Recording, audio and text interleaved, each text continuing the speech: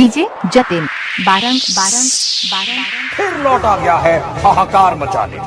इसके नए एल्बम में है खतरनाक बीट्स, दर्दनाक ड्रॉप्स और भयंकर bass. Sound check. Check this out. Check this out. Check this out. Check this out. Check this out. Check this out. Check this out. Check this out. Check this out.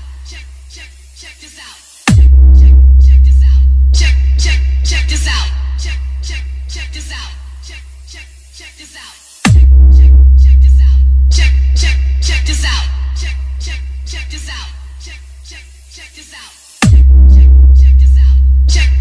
Check this out. Check this out. Check this out. Check this out. Let the bass kick.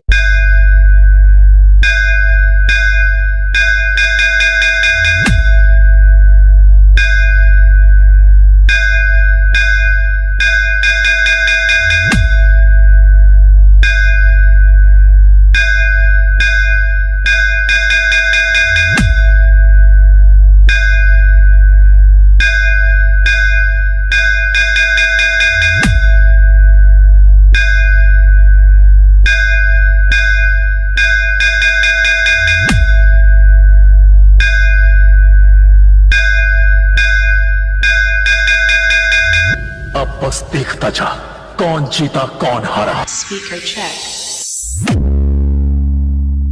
DJ Jatin Barang Barang Barang Barang Let the bass kick.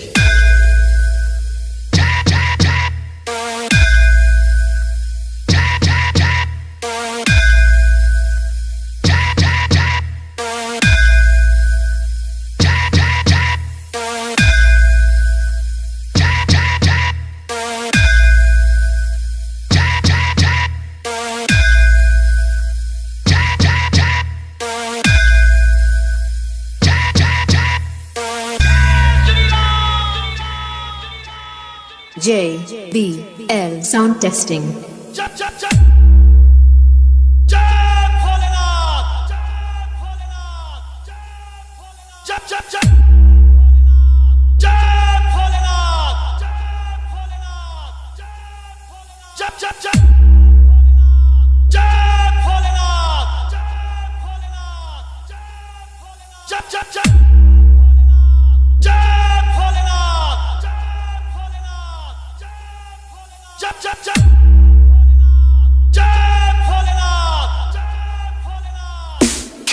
Kick, bass, bass, bass.